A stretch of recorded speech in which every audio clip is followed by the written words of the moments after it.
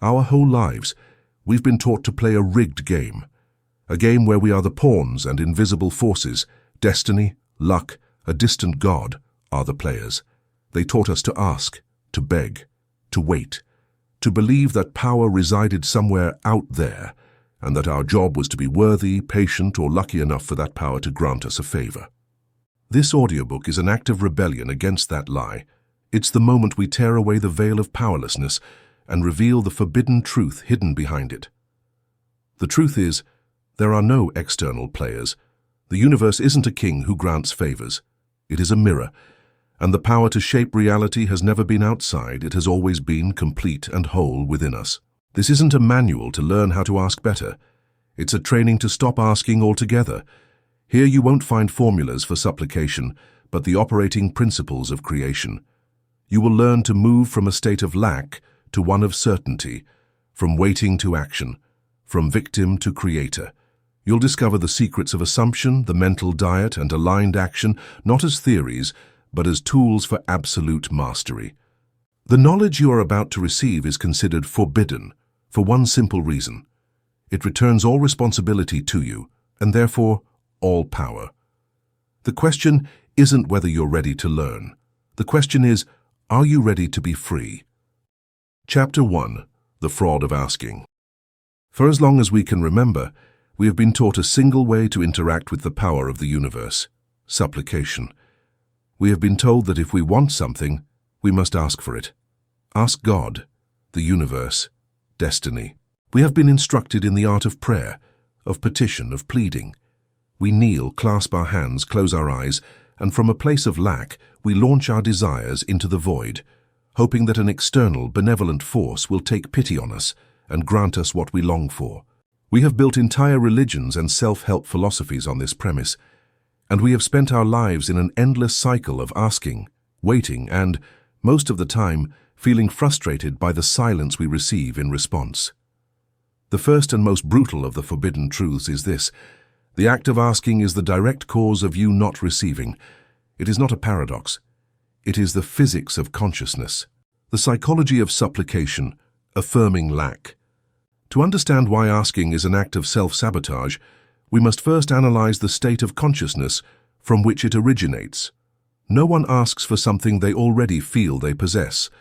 The act of asking is born, inevitably, from the consciousness of lack. When you ask, you are performing a powerful ritual of affirming lack. Each supplication is a declaration you make to the universe, and more importantly, to your own subconscious mind. The underlying message is always the same. This is not mine. I don't have it. I am separate from my desire, and I don't have the power to obtain it myself, which is why I need an external force to intervene. This posture instantly places you in a position of inferiority. You become the beggar, and the universe becomes the king. You become the effect, and the external world becomes the cause. It is the act of willingly surrendering your sovereignty. Imagine you want to manifest prosperity. You close your eyes and say, "Universe, please give me more money." What is the quantum field really hearing? It doesn't hear the words "more money." It hears the music, the vibration behind the words.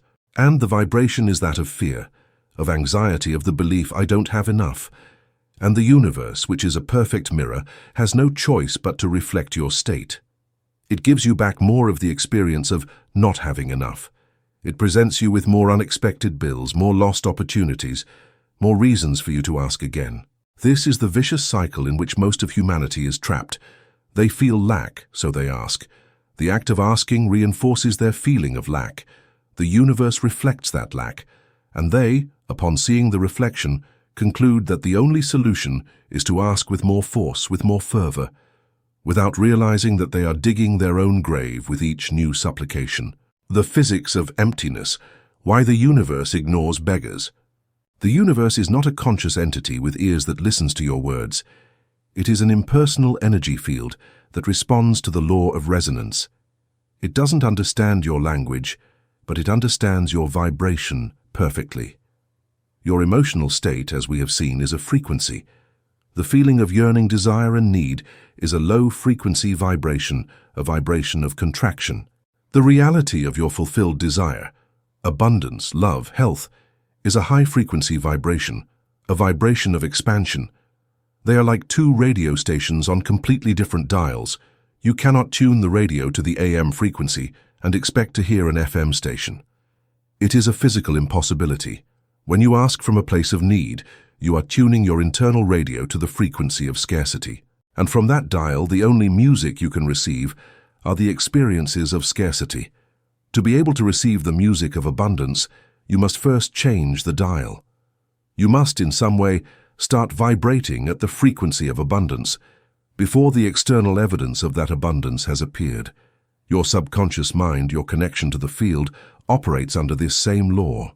It does not respond to the logic of your words, but to the conviction of your feeling. Asking is a confession of doubt. It is admitting that you don't believe your desire is truly yours. And the subconscious, upon receiving this signal of doubt, cannot proceed with the construction. An architect cannot build a building if the client every 5 minutes tells him he's not sure he wants the building or can afford it. The act of asking, therefore, is a short circuit in the manifestation process. It is the act of projecting an image into the mirror while simultaneously shouting at the mirror that the image is not real. The religion of powerlessness. Why then is this idea of asking so deeply rooted in our collective psyche? Because the belief in an external power that grants favors is the foundation of the religion of powerlessness. Many power structures throughout history have understood that the most effective way to control the masses is to convince them that power resides outside of them.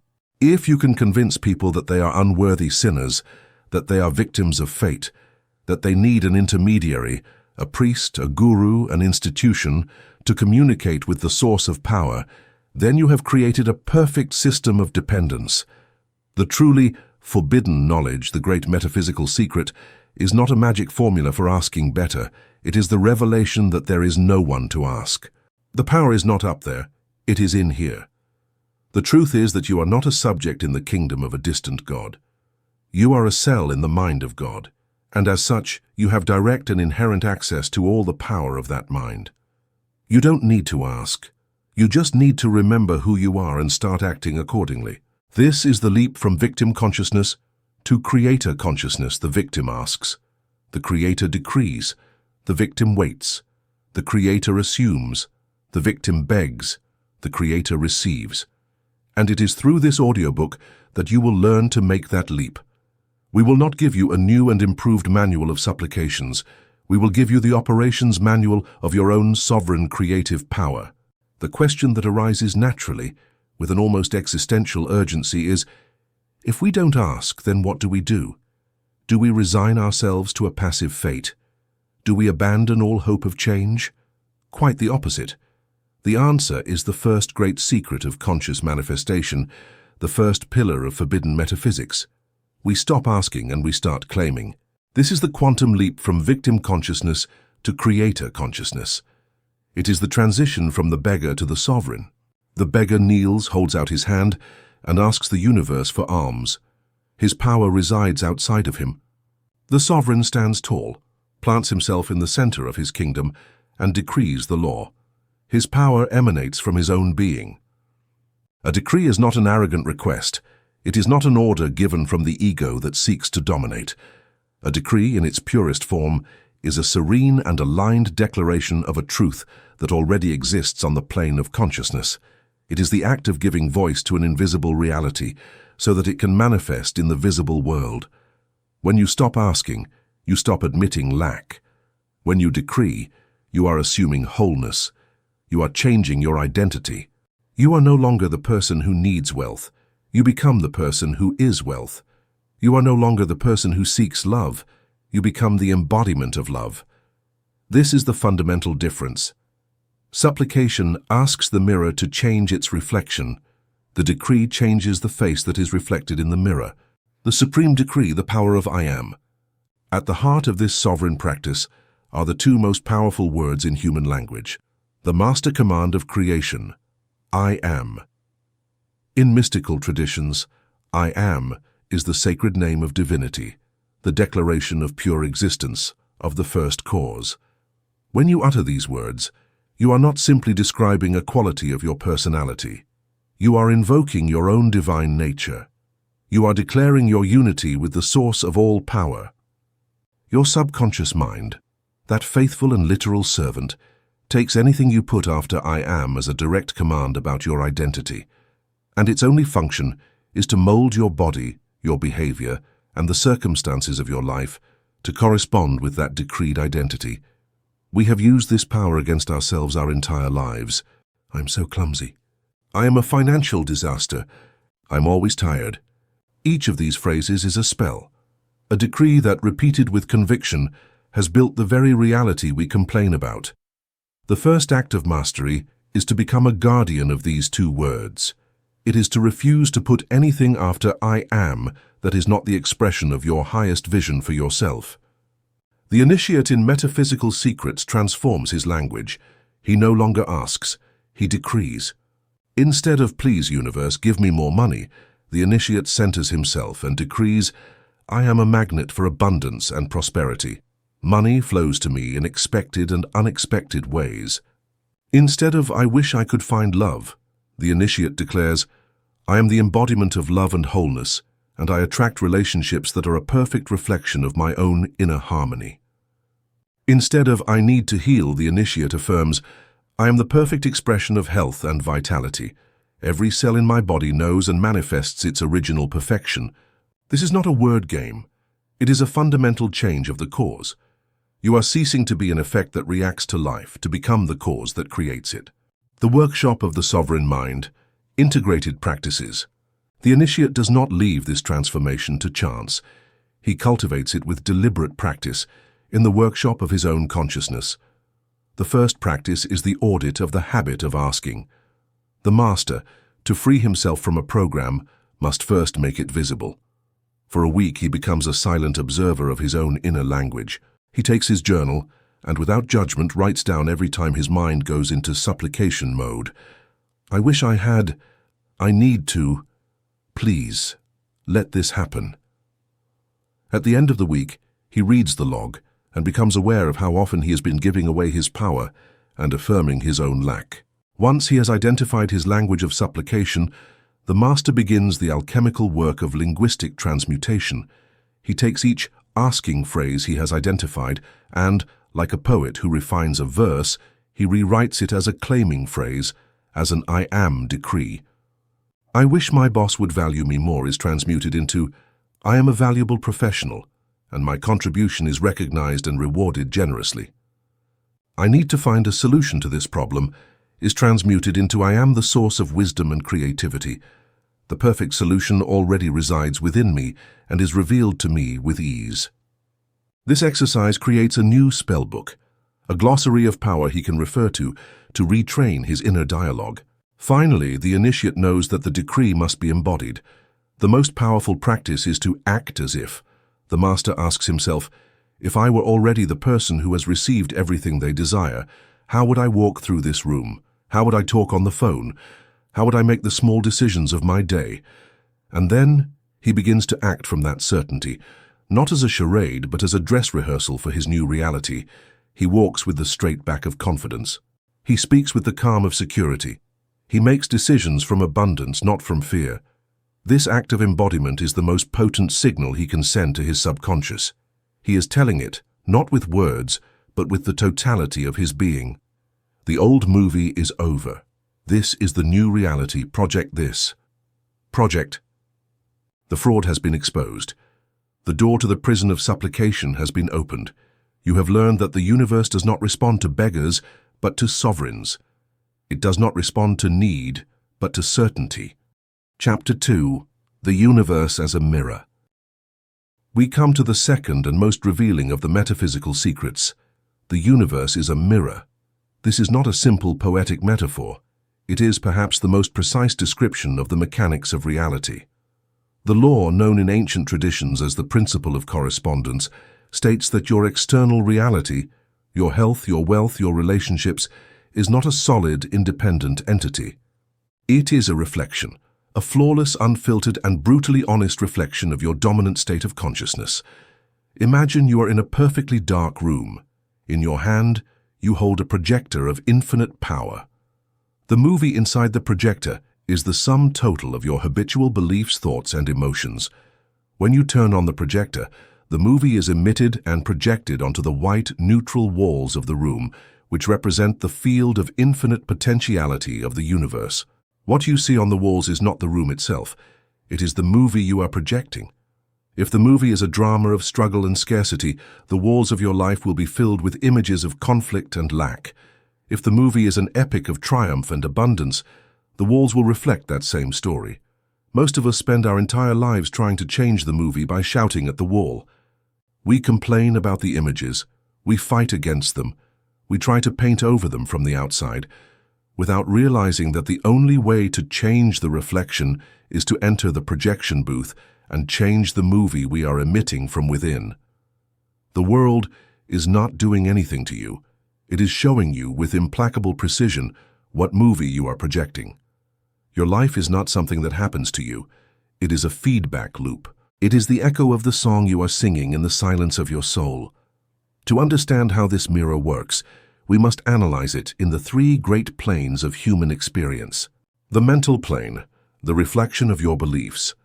Your inner world on a mental level is composed of your beliefs and your dominant thought patterns. This is the script that runs in the projector of your mind. The external world reflects this script with perfect fidelity, manifesting as the recurring themes and situations in your life.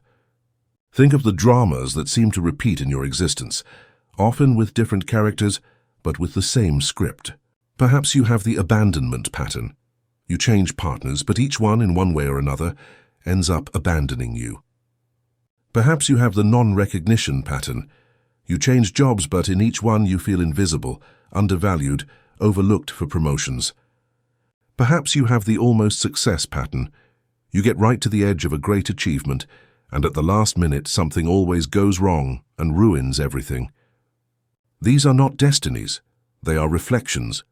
They are the external manifestation of a root belief, of a subconscious program. The person with the abandonment pattern probably holds the belief, "I am not worthy of unconditional love," or "people always leave." The person with the non-recognition pattern believes deep down that "my work is not good enough." And the person with the almost success pattern probably harbors a deep fear of success and visibility. The initiate in Metaphysical Secrets, when faced with one of these recurring patterns, does not ask with frustration, "Why is this happening to me again?" He asks with a deep curiosity, "Interesting, what belief in me is still so powerful as to project this same movie over and over again?" The external pattern is not the prison is the internal belief. And the pattern is simply the jailer who shows you with brutal kindness where the lock is. The emotional plane, the reflection of your vibration. Your habitual emotional state, your vibration, is perhaps the most powerful aspect of your inner world. The universe is a field of resonance. It attracts what vibrates at the same frequency. The reflection of your emotional state manifests in the quality of your relationships and the atmosphere of your environment. If you live in a state of unexpressed anger or resentment, you will attract people and situations into your life that provoke you, that push that same anger button. The world will constantly give you a reason to be angry, because anger is the frequency you are emitting. If you live in a state of constant anxiety and fear, you will perceive the world as a dangerous place. The mirror of life will show you alarming news, untrustworthy people, and reasons to worry at every turn. On the contrary, if you deliberately cultivate a state of inner peace, you will begin to notice a miraculous change. The people around you will seem calmer. The situations that used to stress you out will lose their power over you. It's not that the world has changed, it's that you have changed the frequency of your receiver, and now you tune into harmony instead of chaos. A powerful practice for the initiate is the vibrational audit. It consists of several times a day, pausing and asking yourself, what is the emotional note I am emitting right now? Is it one of expansion or contraction? This simple awareness allows you to, in real time, begin to tune your instrument, the physical plane, the reflection of your embodiment. Finally, the mirror of correspondence manifests on the densest plane, the physical. Your health and your wealth are the most tangible reflections of your inner state. Your body is the most intimate mirror.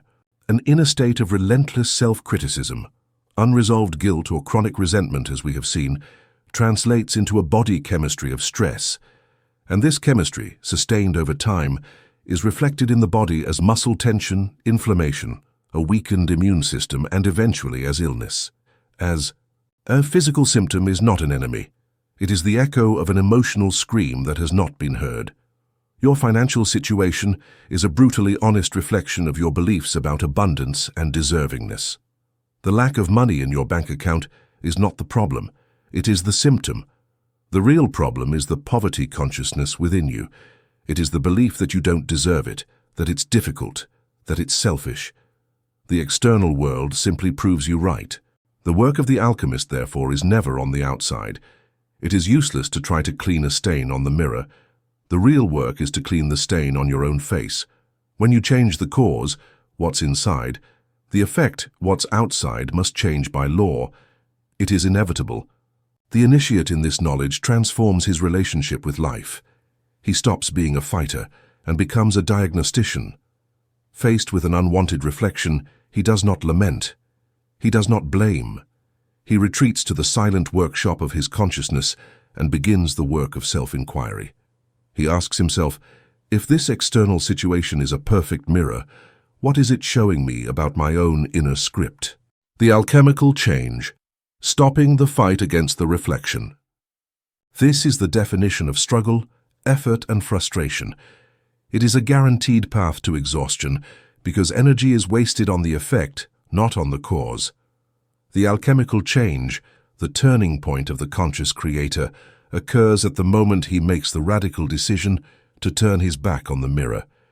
We stop obsessing over the external world, and we direct all our attention, all our power, all our intention to the only place where true change is possible, the origin of the image, to our own inner state.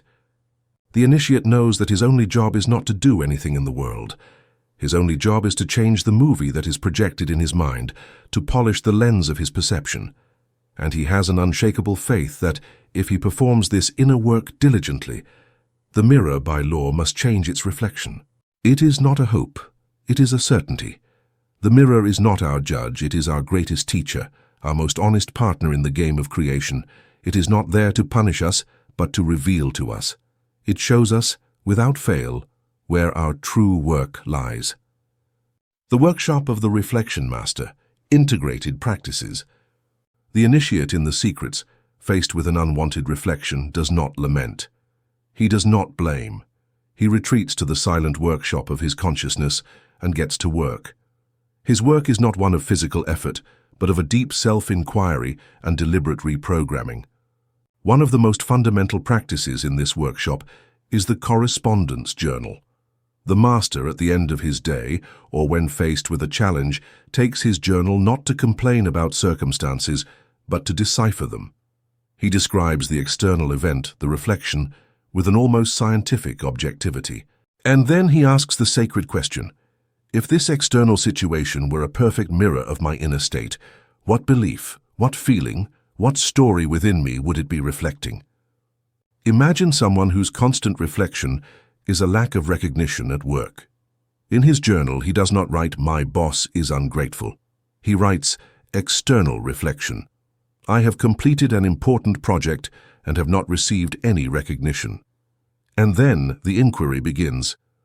What is the internal cause of this reflection? Perhaps it reflects my own belief that I am not good enough, my own inability to recognize my own worth. Perhaps it reflects my fear of becoming visible, and for that reason I attract situations where I remain invisible. Or perhaps it reflects my own stinginess in giving recognition to others. This process of honest self-inquiry is the first step to identifying the movie that needs to be changed. Once the internal image to be changed has been identified, the master practices the as-if protocol. He dedicates himself to embodying the inner state that corresponds to the external reality he desires. He does not wait for the reflection to change to feel different. He feels different so that the reflection will change. If he wishes to be recognized, he does not beg for recognition. He enters his mental workshop and dresses in the garment of recognition. For 15 minutes a day, He deliberately cultivates the feeling of already being valued, competent, and successful. He walks like that person. He talks like that person. He feels the calm and security of that person in his own body. He is creating the internal cause, the new image, that the mirror must eventually reflect. Finally, the initiate learns to read every small reflection of his day as a message, as a personal oracle. He transforms the world from a series of random events into a constant and meaningful dialogue. If someone is unexpectedly kind, he does not consider it a coincidence. He recognizes it as a reflection of the kindness he has been cultivating in his own heart, and he thanks the mirror. If he faces a frustrating setback, he does not see it as bad luck. He sees it as an invitation from the mirror to examine the frustration or resistance that may be within himself. Every moment becomes an opportunity to calibrate the image he is projecting. You are no longer a victim of the world. You are its origin. You have learned the second great law, the one that places you at the center of your own universe. Chapter 3. The Field of All Possibilities. Our everyday experience presents us with a world of solid and separate objects. We touch a table and feel it to be unchangeable. We see our body and perceive it as a well-defined physical entity. We believe that reality is made up of things. This is the worldview of Isaac Newton's classical physics, a universe that functions like a great clockwork mechanism, predictable, objective, and fundamentally material. This view, although useful for building bridges and launching rockets into space, is an illusion. It is a superficial perception of reality, like judging the ocean only by the foam on its waves. At the beginning of the 20th century, a group of pioneer physicists armed with an insatiable curiosity decided to look beyond the surface. They traveled to the subatomic realm, to the heart of the atom, and what they found shattered our understanding of reality forever. They discovered that the atom, the supposed brick of matter, is 99.99999% empty space, and that the particles that compose it, electrons, protons, quarks, were not, as was believed, small, solid marbles. They weren't things at all. They sometimes behaved as particles and sometimes as waves. They did not have a fixed location until they were observed. The fundamental truth that quantum physics revealed is this: the universe is not made of matter, it is made of energy. And that energy is not solid, it is a vibrant field of potentiality. The solidity we perceive is an illusion created by the speed of that vibration, in the same way that the blades of a moving fan seem like a solid disk. You do not live in a universe of objects, you live in an ocean of energy. The quantum field, the womb of creation. Physicists call this ocean of energy the quantum field, or the unified field. Mystics throughout history have given it other names: the ether, the mind of God, the womb of creation. The name doesn't matter. The concept is the same. This field is the primordial substance from which everything emerges. It is a field of infinite potentiality. It contains as a latent possibility every reality that has existed, that exists and that will exist. The possibility of your illness and the possibility of your perfect healing coexist as two waves in this field. The possibility of your financial ruin and that of your immense wealth coexist in the same field.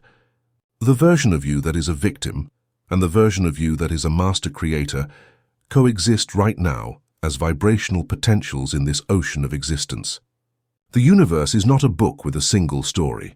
It is an infinite library that contains all possible stories. But if all possibilities already exist, what determines which of them manifests in our three-dimensional experience? What is it that turns a probability wave into an experience particle?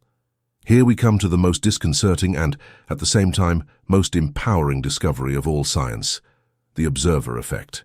The famous double-slit experiment proved this principle in an irrefutable way. When physicists fired electrons, particles, at a screen, without observing them, the electrons behaved like waves, creating an interference pattern. They existed in a state of potentiality. But the moment they turned on a detector to observe which of the slits they passed through, the behavior of reality changed instantly. The electrons stopped being waves and became defined particles, creating a completely different pattern. The implication of this is so profound that it shakes the foundations of our worldview. The simple act of consciousness, the act of observing, is not a passive act. It is a creative act. Consciousness does not see reality, it participates in its creation. It is the factor that collapses the infinite potentiality of the field into a defined experience. The physicist John Archibald Wheeler called it a participatory universe. The universe, he said, does not exist out there independent of us. We are inextricably part of it. We are the shapers and the creators. The collapse of the wave in your life. This is not a simple laboratory curiosity. It is the law that governs your life at this very moment. The universe of your personal experience is a quantum field of infinite possibilities, and your consciousness, through the lens of your beliefs and the vibration of your feelings, is the observer that is constantly collapsing those possibilities into the reality you experience. When you wake up in the morning and your first thought, your first belief is today is going to be a difficult day, you are acting as the detector in the double slit.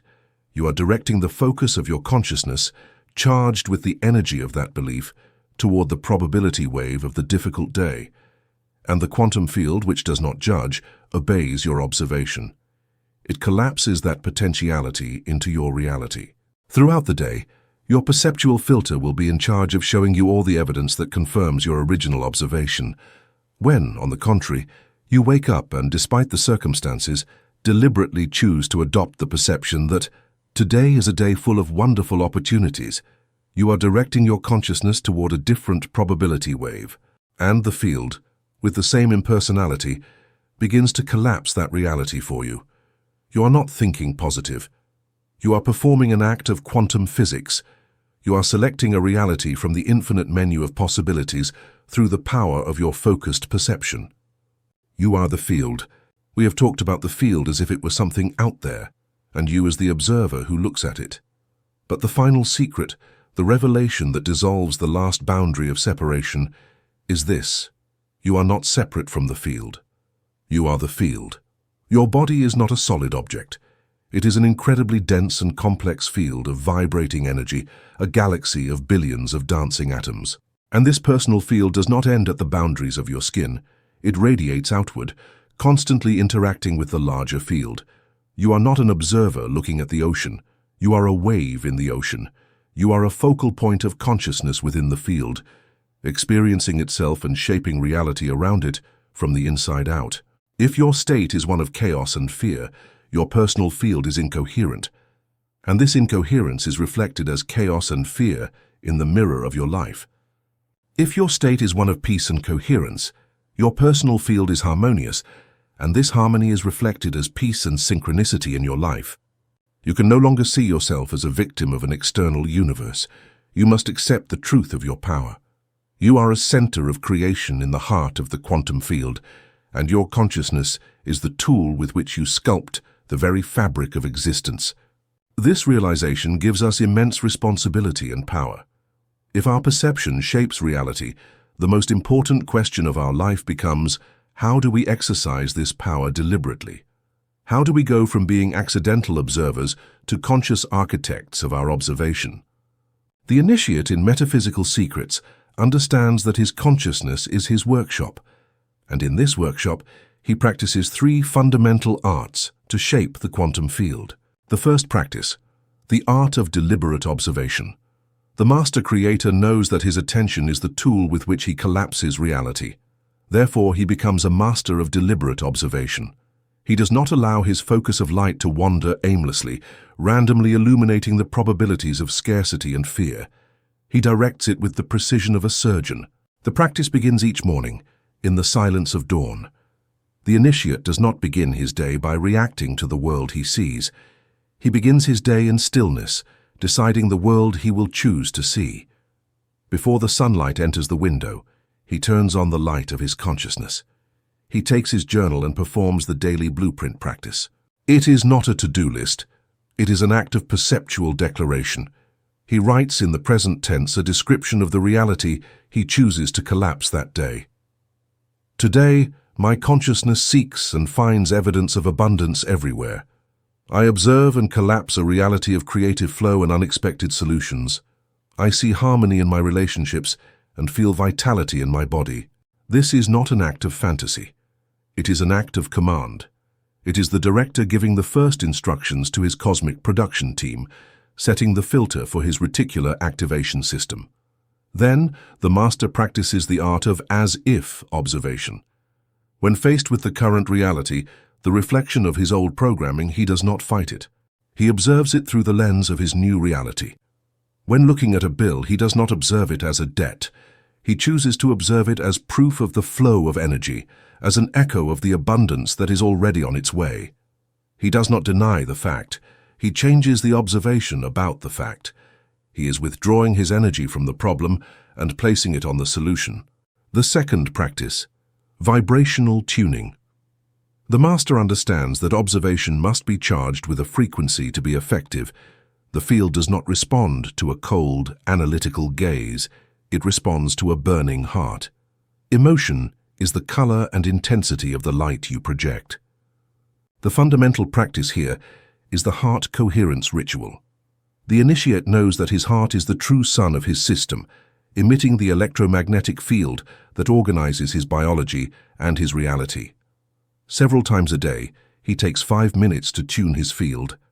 He closes his eyes. He brings his attention to the center of his chest, and he begins to breathe slowly and rhythmically, imagining that the air enters and leaves through his heart. While breathing, he deliberately evokes a high vibration emotion. The most powerful of all, the one that contains the signature of creation itself, is gratitude. He does not think about gratitude. He feels it. He remembers a moment of deep appreciation. He feels that warmth expanding in his chest. By combining coherent breathing with elevated emotion, the initiate is doing something miraculous. He is transforming the signal he emits from an incoherent chaos to a perfect and harmonious sine wave. He is singing the song that the quantum field understands perfectly. He is tuning his being to the frequency of his wish fulfilled. The initiate can also use sound as a tuning tool. He knows that sound is organized vibration. The use of mantras, chants, or simply humming makes the cells of his body physically vibrate at a new frequency, helping to dissolve the energetic patterns of fear and disease. The third practice, surrender to the field. Finally, the master performs the most paradoxical and powerful act of all. After having established his observation with impeccable clarity and having tuned his vibration with perfect coherence, he does something that terrifies the ego. He lets go of control. He surrenders to the field. The initiate understands that his conscious mind, with its linear logic, is a tool that is too limited to be able to orchestrate the infinite complexity of manifestation. Trying to control the how and the when is like a single drop of water trying to direct the ocean's tide. Surrender is not passivity. It is the supreme act of faith. It is the transfer of the task from the mid-level manager, the conscious mind, to the CEO of infinite intelligence, the subconscious mind and the quantum field. The practice is that of conscious release. After his intention ritual, the master visualizes his desire as a sphere of bright light, and then, with an exhalation, he lets it go. He hands it over to the universe with absolute confidence, saying inwardly, "It is done. I trust the process. I am open to receiving this or something better in the most elevated way for the good of all." By letting go of the anxious need to control the outcome, he dissolves resistance. He creates a void that the intelligence of the universe rushes to fill, often in ways much more miraculous and elegant than his small mind could have conceived. You are no longer a solid object in a universe of solid objects. You are a vibrant field of consciousness in an infinite ocean of potential.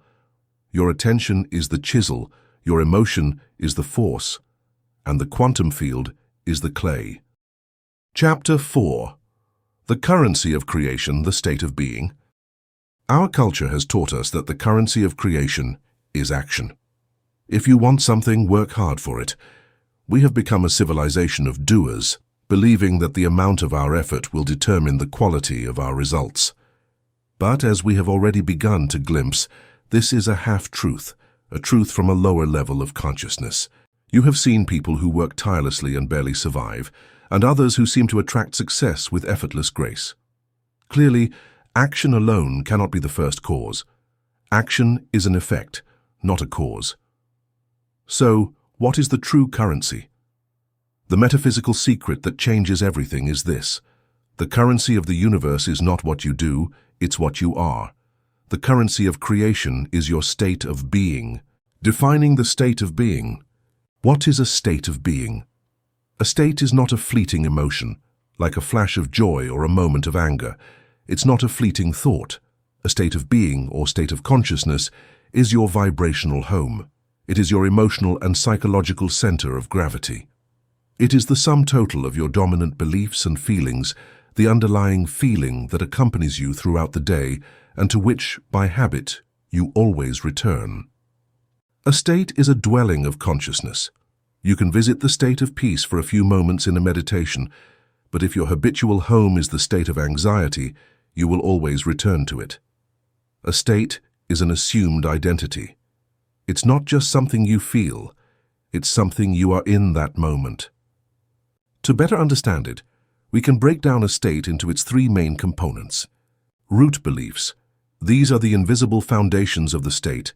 They are the fundamental assumptions about yourself and the world that you hold as truth. For example, the victim state is built on beliefs like, life is unfair, people always hurt me, and I have no power to change things. Dominant feelings. These are the walls and ceiling of the dwelling. They are the emotional texture that permeates the state. The victim state feels like resentment, self-pity, frustration, and powerlessness. Imaginary scenes. These are the movies that are constantly projected inside that dwelling to reinforce its reality. A person in the victim state replays in their imagination, in a never-ending loop, scenes of past injustices and rehearses possible future betrayals. Imagine these states as different countries on the map of consciousness. There is the country of scarcity, with its climate of anxiety and its landscapes of lack. There is the country of gratitude, with its climate of peace and its landscapes of beauty. And there is the country of resentment, with its toxic atmosphere and its bitter inhabitants. You are not your actions. You are the state you habitually occupy. You are the citizen of the country in which you have chosen, unconsciously, to reside. The physics of how states create reality. The law of reflection states that your outer world is a mirror of your inner world. Now we can refine that law. Your outer world is a mirror of your dominant state of being. The mechanism is vibrational resonance. Your state of being is a tuning fork that vibrates at a specific and constant frequency. The quantum field, the universe, which is an ocean of all possible frequencies, cannot help but resonate with your signal. It attracts to you by an impersonal law of physics, the people, the circumstances, and the events that vibrate at the same frequency as your state. If you dwell in the state of anxiety, your tuning fork is emitting a frequency of chaos and anticipation of danger. The universe, upon receiving this signal, will reflect back situations that justify your anxiety, setbacks, conflicts, alarming news. If you dwell in the state of confidence, your tuning fork emits a frequency of calm, faith, and security. The universe responds by reflecting situations that validate that confidence, synchronicities, unexpected solutions, fortunate encounters. This is where the powerlessness of simple action is revealed. Action is secondary. Two people can perform the exact same external action, but if they perform it from opposite internal states, they will get radically different results. Imagine two people making the same sales call. The first makes it from the state of scarcity. His belief is, I need this sale to survive. His feeling is anxiety. His mental movie is one of rejection. Although his words may be perfect, his vibration of need and fear travels through the phone and is subconsciously perceived by the client, who feels an inexplicable distrust and rejects the offer. The second person makes the same call with the same script, but from the state of abundance. His belief is, I am here to offer immense value, and if this client sees it, fantastic. If not, there are infinite other opportunities. His feeling is one of calm, detachment, and service. His vibration of confidence and non-need is magnetic. The client feels this security and is attracted to accepting the offer. The action was the same. The state was different. The result was different. Your state of being is the cause. Your action is simply the channel through which that cause is expressed. The garment of the soul, how we wear our states. A state is not something that happens to us by accident, like the weather. It is something that, consciously or unconsciously, we put on each morning upon waking. A state is the garment of the soul.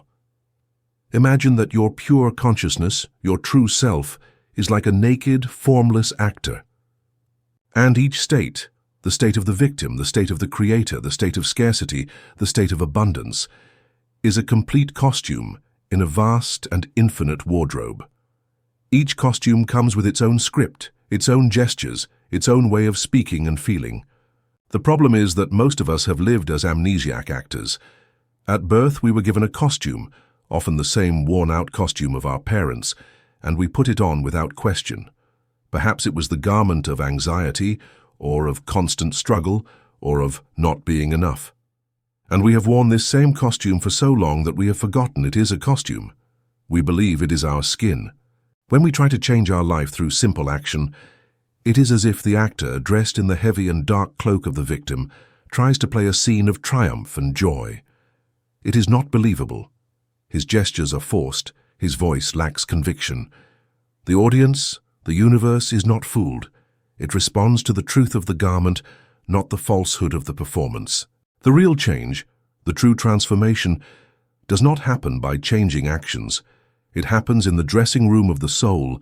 It happens when you have the courage to take off the old, frayed costume that no longer serves you, to stand naked for a moment in the vulnerability of not knowing, and to deliberately choose a new garment from your infinite wardrobe, the wardrobe of infinite states. Here we come to one of the most liberating ideas of all metaphysics, one that completely dissolves the need for effort and time. The truth is this: you don't have to create a new state. All possible states already exist. Imagine your consciousness as a vast and infinite wardrobe. In this wardrobe, perfectly crafted, hangs the costume of every imaginable state. There is the costume of the millionaire, with its fabric of security and its buttons of freedom. There is the costume of the healer, woven with threads of compassion and peace. There is the costume of the lover, with its texture of wholeness and connection. There is also the costume of the beggar, the sick, the victim. Every possible human state of being is a costume, a garment of the soul, that already exists as a potentiality in universal consciousness. Your free will does not reside in your ability to create new costumes, but in your ability to choose which of them you are going to wear. The process of transformation is not an act of laborious construction, but an act of conscious selection. You look at your life. You diagnose the frayed costume you have been wearing out of habit, the costume of scarcity. Then you enter your inner wardrobe. You look for the costume you want to inhabit, the costume of abundance. And through imagination and assumption, you take off the old one and put on the new one. This process can be challenging. The old costume is familiar. It is comfortable in its misery. Taking off a garment you have worn for 40 years feels like tearing off your skin. There is a moment of nakedness, of vulnerability, where you are neither the old you nor the new you. This is the threshold that most people do not dare to cross. But if you have the courage to persist, to keep wearing your new garment in your imagination until it feels natural, a moment will come when the transition is complete. The new state will become your new home, and the world, your faithful mirror, will begin to bring you the experiences, the people, and the opportunities that correspond to the new and magnificent garment you have chosen to wear. The workshop of the Creator, integrated practices. The initiate in the secrets does not leave this process to chance. He becomes a master of the art of conscious dressing. The first practice is the conscious undressing. The master knows he cannot put on a new suit over an old, dirty one. First, he must undress. This is the practice of non-judgmental observation we have already explored. The initiate becomes aware of the old, heavy cloak he is wearing. He does not fight it. He simply observes it. He feels its rough texture, its weight on his shoulders. He recognizes its smell of fear or resentment. This act of loving awareness is what loosens the suit, what allows it to be removed. Once naked in the stillness of his consciousness, the master enters the imaginal fitting room to choose his new garment. This is the practice of visualization, not as a fantasy, but as an act of trying on the new identity. He doesn't just look at the costume of confidence, he tries it on in his imagination. He feels the soft fabric of calm on his skin. He feels the impeccable cut of authority on his shoulders. He walks back and forth in the fitting room, familiarizing himself with the sensation until the suit feels his. Finally, once the suit is chosen, the master leaves the fitting room and wears it out into the world, even if the mirror of reality still reflects his old clothes. And here begins the most important practice: persistence in the new garment through a strict mental diet. The mental diet is the act of refusing to put on the old suit again. When a thought of doubt or fear arises, the temptation to return to the old garment, the master doesn't put it on. With an act of will, he returns to the feeling, to the texture of the new garment he has chosen. The power to create your reality is not the ability to weave a new destiny from scratch. It is the wisdom of knowing that all destinies are already woven, waiting in the wardrobe of your soul. Your life is a divine masquerade, and the forbidden secret is this: you are the only one who has the power to choose your own costume. Stop wearing the beggar's garment that was handed to you. Enter your wardrobe, and dress like the king, like the queen you have always been. Chapter 5. The first secret, the power of assumption. This is perhaps the simplest, most direct and most misunderstood technique in all of metaphysics. Its power is so immense that the logical mind, trained in the paradigm of effort and lack, often rebels against it. What is it to assume? To assume is not to wait. To assume is not to desire. To assume is not to think positive. To assume is the radical and sovereign act of accepting your desire as an already accomplished fact in the only place where reality is created, your own consciousness. It is the art of feeling and living in your inner world from the end. It is the act of giving your subconscious mind not the image of a future desire, but the sensation of a present memory. The untrained mind operates under the tyranny of the five senses. It believes that reality is what it can see, hear, and touch. It lives in a prison of external evidence. If its senses tell it that it is poor, then it believes it is poor. The initiate in Metaphysical Secrets learns to perform a radical inversion of this process. He learns to be loyal, not to the evidence of his senses, which is only a reflection of the past, but to the truth of his imagination, which is the cause of the future. The paradox of the lie, being loyal to the invisible. The first and greatest barrier that the student of this principle encounters is the voice of the inner critic that shouts, "But this is a lie, I'm pretending, I'm not rich, how can I feel rich? I'm not healthy, how can I feel healthy?" This objection is born from a deep misunderstanding of the nature of reality. What is a lie? A lie is a statement that contradicts the facts. But what are the real facts? The facts of the world of shadows, the world of effects that your senses show you, or the facts of the world of light, the world of consciousness, which is the cause of those shadows. When you assume the feeling of your wish fulfilled, you are not lying. You are performing the most truthful act of all. You are being loyal to the reality you have chosen to create on the causal plane. You are declaring your loyalty to the invisible over the visible. It is an act of faith, not in an external God, but in the creative power of your own consciousness. To understand it better, let's use the metaphor of the method actor. A method actor, to play a king, does not pretend to be a king. He doesn't just learn the lines and put on a costume. He does deep inner work.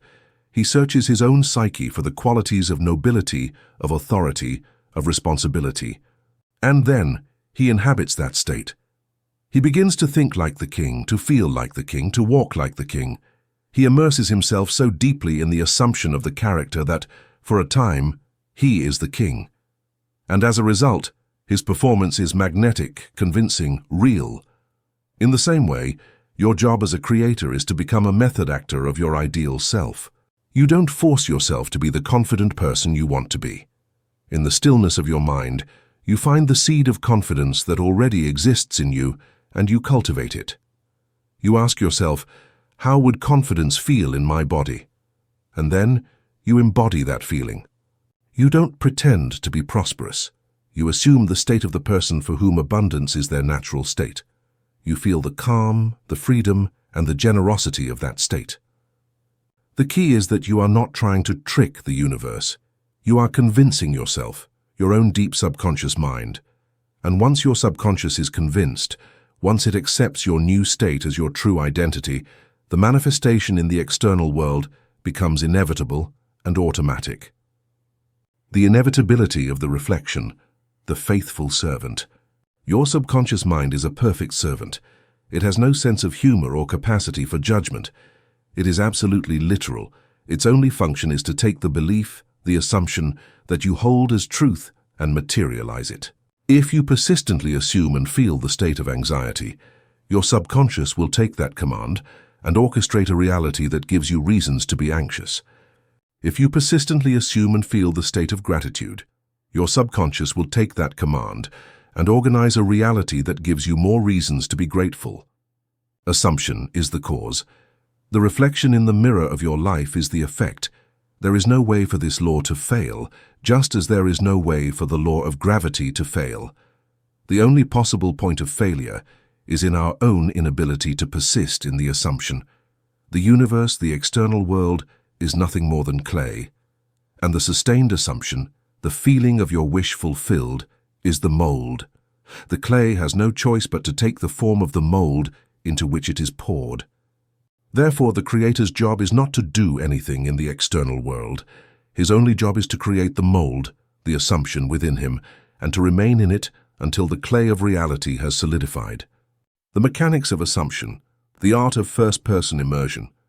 The secret lies in a crucial distinction, one that is often overlooked: the difference between third-person visualization and first-person assumption. Third-person visualization is the act of watching a movie of yourself.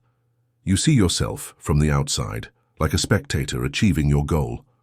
You see your avatar succeeding, receiving the money, finding love. This practice can be inspiring, but it is fundamentally flawed because it maintains the separation. There is a you here, observing, and a you there, experiencing. You are still in the position of the one who desires, not the one who possesses. First-person assumption, the true art of the Creator, is radically different. You don't watch a movie. You are inside the movie. You don't observe the scene. You experience it. The initiate does not see himself receiving the money. He feels the texture of the bill in his hand. He does not imagine himself being hugged. He feels the warmth and pressure of the hug on his own body. He does not see himself driving the new car. He feels his hands on the steering wheel and sees the world pass through his own eyes. This change in perspective, from being the spectator to being the actor, is what tricks the subconscious. Because when you experience a scene in the first person with all the sensory details you can evoke, your nervous system cannot distinguish it from physical reality. For your brain, the imaginary act is a real fact. You have created a memory of the future. The initiate also knows that the scene he must build in his imagination is not the moment of achievement, but the one that comes right after. The moment of achievement is often charged with an excitement that is difficult to sustain. The most powerful and natural state is the one that follows it, one of calm, of relief, of serene satisfaction. If the desire is to heal from a disease, the scene is not the moment the doctor gives the news. It is the quiet conversation with a loved one that same night, where you say with a sigh of relief, "It's amazing to feel so well again." If the desire is prosperity, the scene is not winning the lottery. It is the mundane act a week later of paying a bill, not with anxiety, but with a sense of complete and boring normalcy, because money is no longer a problem. The key is to find a short, simple scene that, if it were to happen, would naturally imply that your wish is already a fact, and then to inhabit it from within, feeling the calm emotion that this is now your normal life. The workshop of the method actor, integrated practices. The initiate in this secret does not leave his practice to chance. He becomes a methodical director and actor of his own inner work, rehearsing his new role until it becomes his second nature. The first practice is that of writing the sensory script. The master does not enter the theater of his mind without a script. He takes his journal and, with the precision of a screenwriter, answers the creator's questions. He asks himself, What is the simplest and most natural scene that would imply my wish is already a fact? What would I see exactly through my own eyes? What would I hear? What would I touch? And above all, what is the dominant feeling, the background emotion that permeates that scene? He writes this script, not as a story, but as a set of sensory instructions for his own consciousness. The second and most important of the practices is the nightly rehearsal. The master knows that the most powerful portal for assumption is the drowsy state, that state of daydreaming between waking and sleeping where the guardian of the logical mind lowers its defenses. Every night he lies down, relaxes his body completely, and once he feels that reason is starting to doze off, the real work begins. He enters his scene in the first person. He feels the chair he is sitting in his new office. He hears his friend's congratulation. He feels the warmth of the sun on his skin in that dream location. And then he repeats this short movie, this memory of the future, over and over. He replays it in a gentle, passive loop, not with effort but with a drowsy acceptance. His goal is not to force anything, but simply to familiarize himself with the feeling of his new reality until the feeling of reality completely floods him. And then he falls asleep. He falls asleep in the midst of his wish fulfilled, in his new home, in his new state of being. This act of impregnating the subconscious mind just before sleep is the most potent act of manifestation that exists. You are handing your faithful servant the finished blueprint, just before he begins his 8-hour shift of building your world. Finally, the assumption does not end when we open our eyes. The master practices the art of carrying the feeling of his nightly scene into his daily life. Throughout the day, in the midst of his activities, he asks himself, how would the person who last night in his imagination already achieved his goal walk, talk, and make decisions? And he acts from that serene confidence. He is not pretending. He is being loyal to his true reality, to the reality he has chosen on the plane of consciousness, refusing to be hypnotized by the temporary shadow of his current circumstances. The power of assumption is the first and greatest of the metaphysical secrets. It is the discovery that you don't have to change the world to get what you want. You have to change the you who experiences it. Stop desiring, stop waiting, stop asking. Choose the state of your wish fulfilled, dress yourself in its feeling, and walk in that assumption. The mirror of the world will have no choice but to reflect your new and magnificent identity. Chapter 6, the second secret, the mental diet. You have traveled in the theater of your mind to the state of your wish fulfilled. You have dressed it in the fabric of sensory reality, and you have impregnated it with the feeling that it is already a fact. You have fallen asleep in your new home. And then you open your eyes, and the mirror of the world, implacable in its honesty, gives you back the reflection of your old reality. The bank account shows the same number.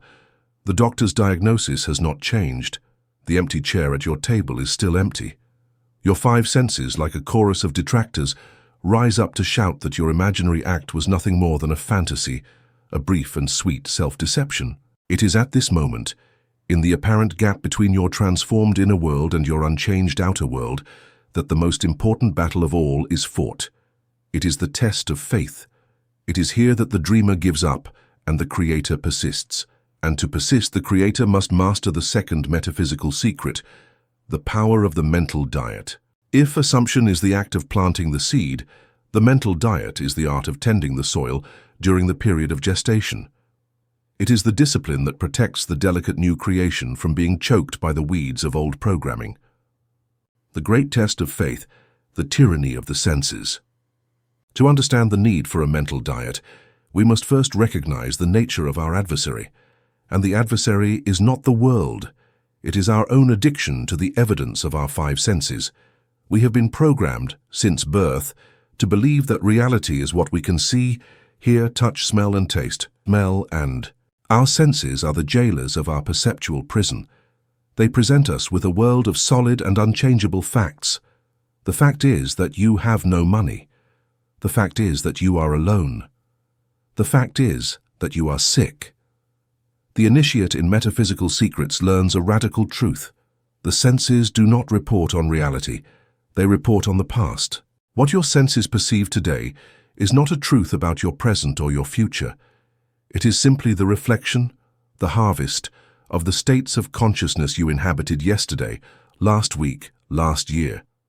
Looking at your bank account to determine your wealth is like looking at the dead harvest of autumn to predict the harvest of the next spring. The mental diet is the act of breaking this hypnosis of the senses.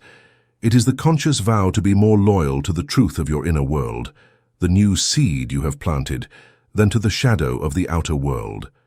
It is an act of faith, not in an external God, but in the unchangeable law of creation that says your assumption, if persisted in, must manifest. Defining the mental diet, discipline, not suppression. It is crucial to understand what the mental diet is not, in order to practice it correctly. It is not superficial positive thinking. It is not about putting a layer of pink paint on a rotten wall. It is not the act of forcing a smile while your inside is screaming in pain. It is not denying the facts of your current reality. It is denying them their final power. It is recognizing them as temporary shadows, not as permanent truths. It is not thought suppression. You cannot not think a thought. The attempt to suppress a negative thought by force is like trying to hold a beach ball underwater. It requires immense effort, and the moment you let your guard down, the ball jumps to the surface with more force than before. Fighting a thought gives it your energy and makes it stronger. So what is the mental diet? It is the practice of selective attention. It is the art of the gardener. The gardener does not spend the day shouting at the weeds. He simply, with a disciplined calm, every time he sees a weed, a thought that contradicts his assumption, he withdraws his attention from it and places it back on the flower he wishes to cultivate, the feeling of his wish fulfilled. The mental diet is a practice of emotional discipline. It is the conscious choice to deny yourself the perverse and addictive pleasure of worry, of complaint, of self-pity. These negative emotions are like junk food for the soul. They offer a brief comfort, an instant gratification for the victim's ego, but in the long run they poison your system and destroy your creation. To be on a mental diet is to refuse to consume this poison. And ultimately, the mental diet is an act of unshakable loyalty.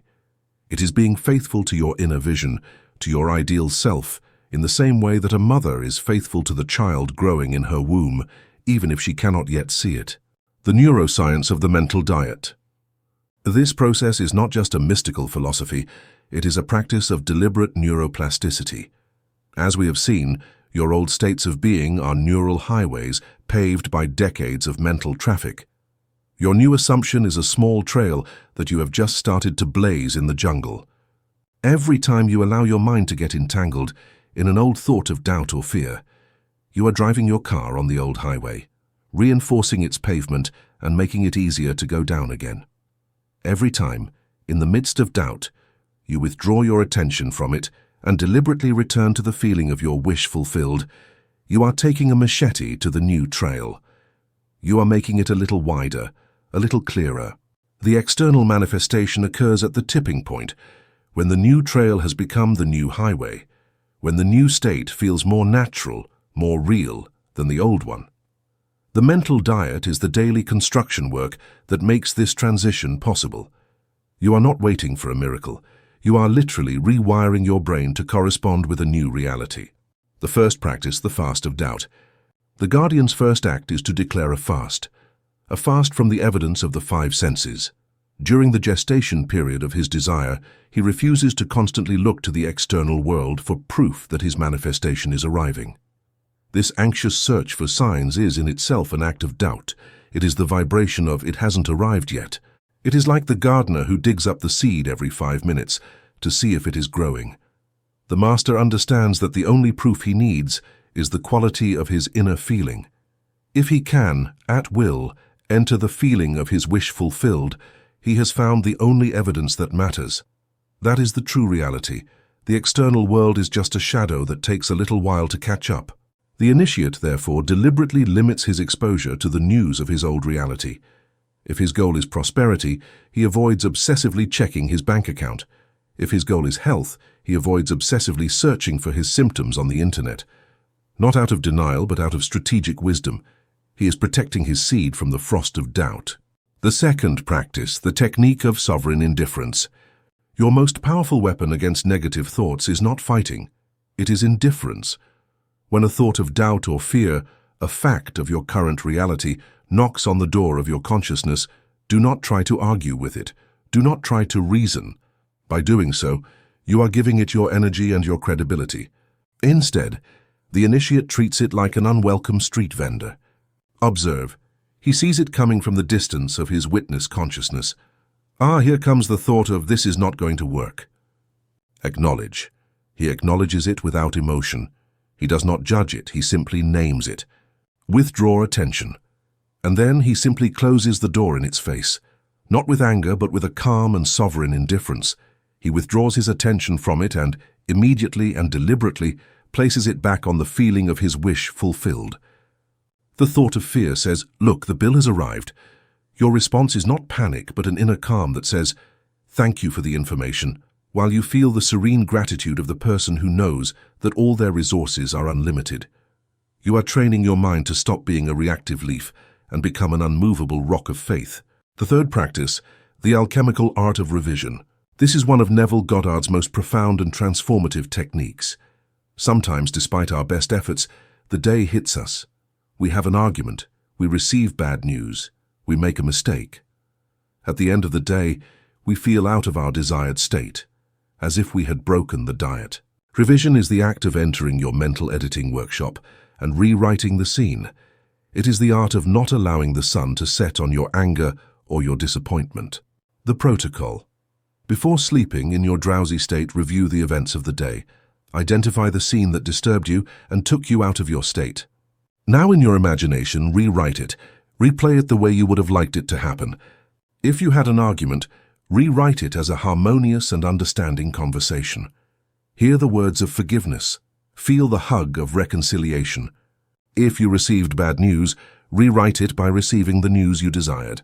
Feel the relief and the joy. If you made a mistake, rewrite it by acting with perfect wisdom and competence. Feel the pride of a job well done. Live this revised scene with all the feeling you can muster, over and over again until it feels like the true memory. What does this do? On a subconscious level, you are replacing a memory of failure with one of success. You are cleansing the negative energy of the day, and you go to sleep having planted a seed of harmony. You cannot change the factual past, but you can change its impact on your present, ensuring that it does not become a poisonous seed for your future. The state of Sabbath, the Creator's rest. How long should you persist in your mental diet?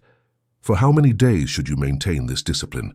The answer is, until it no longer feels like an effort, until the new state becomes your natural state, your home. Our time comes when you no longer have to try to feel prosperous or loved. You simply feel that way. The old state of scarcity or loneliness begins to feel strange, alien, like a suit that no longer fits you. This is the moment of quiet certainty. It is a state of peace and inner knowing. You have so deeply impregnated your subconscious with the new belief that manifestation is now inevitable. Neville called this state the Sabbath. It is the seventh day of creation, the day of rest. You have completed your creative work in the imagination, and now you rest in faith, with a quiet and absolute confidence, knowing that what you have created in the invisible world must by law appear in the visible world. There is nothing more to do. Just observe with serene gratitude as your new reality unfolds before you. Entering the Sabbath is the culmination of the mental diet. It is the proof that the new seed has taken such deep roots that it no longer needs the constant protection of the gardener. Persistence is not a struggle. It is a loyalty. It is being faithful to your soul's vision, even when the armies of doubt and the evidence of the senses try to convince you to give up.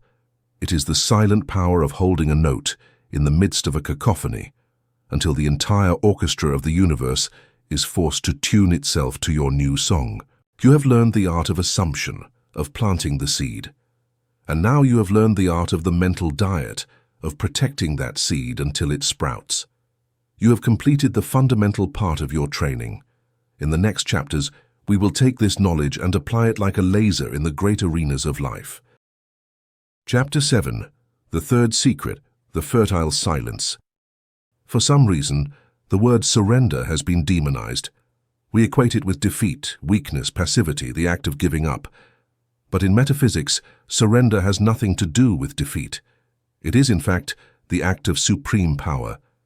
It is the final transition from the consciousness of the doer to that of the creator. Surrender in this context is not a passive resignation.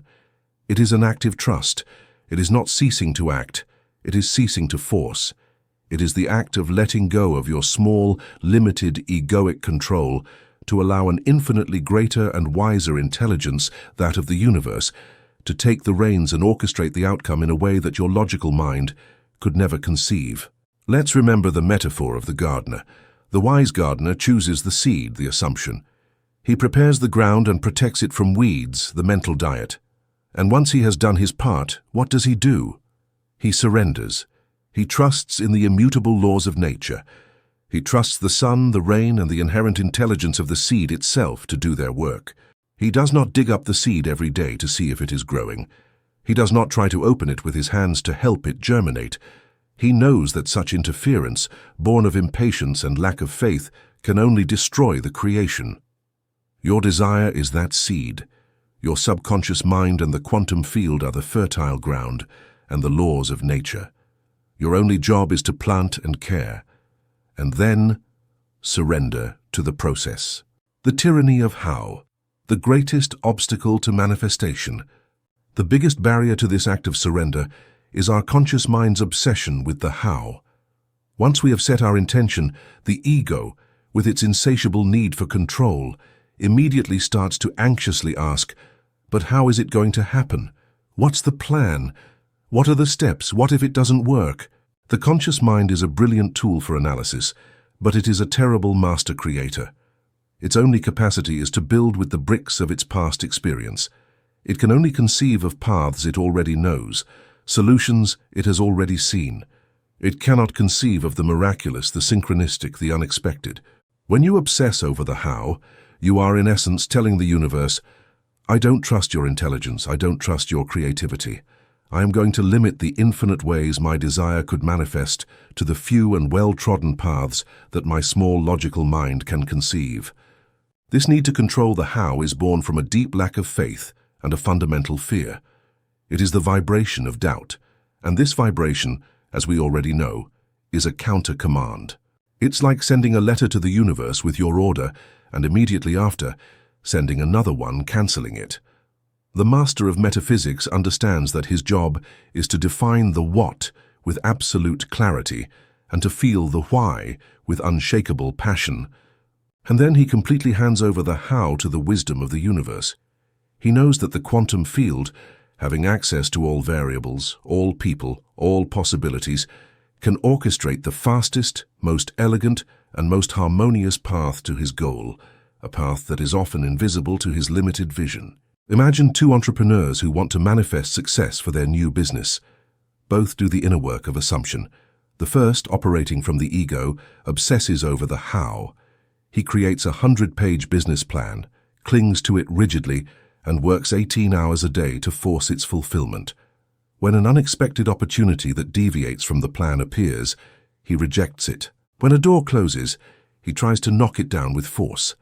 His path is one of immense effort, constant struggle, and his energy of control and tension often repels partners and clients. The second, the initiate, defines his vision of success with clarity and feels the joy of his already prosperous business, and then he surrenders. Each day, instead of asking himself, how am I going to make this work, he asks, what is the next inspired step? And he listens. Maybe one day the impulse is to call an old friend, and that call leads him to an unexpected investor. Maybe another day he feels the impulse to do nothing but read, and in that book he finds the idea that revolutionizes his business model. He doesn't follow a rigid plan, he follows the current of synchronicity. His path is one of flow, of grace, and his energy of confidence and openness is magnetic. Both may achieve success, but one arrives exhausted, the other energized. One arrives by force, the other by flow. The nature of fertile silence. Surrender is not a state of passive, boring waiting. It is a state of fertile silence. It is a vibrant stillness, an active patience, a confident expectation. It is the state of the master hunter who waits in the forest. He is completely motionless, but every one of his senses is awake, alert, receptive. He is not anxious, he is not impatient. He simply waits with the certainty that, at the perfect moment, his prey will appear. This fertile silence is the Sabbath that Neville Goddard spoke of. It is the seventh day of creation, the day of rest. You have performed your creative work in the imagination. You have assumed your desire as a fact. And now you enter a state of mental and emotional rest. You rest in faith. You rest in the quiet certainty that what you have created in the invisible world is, at this very instant, moving through the fabric of space and time to manifest in your visible world. There is nothing more to do on the plane of intention. The spell has been cast, the seed has been planted. Now all that remains is to tend the garden and wait for the sprout to appear.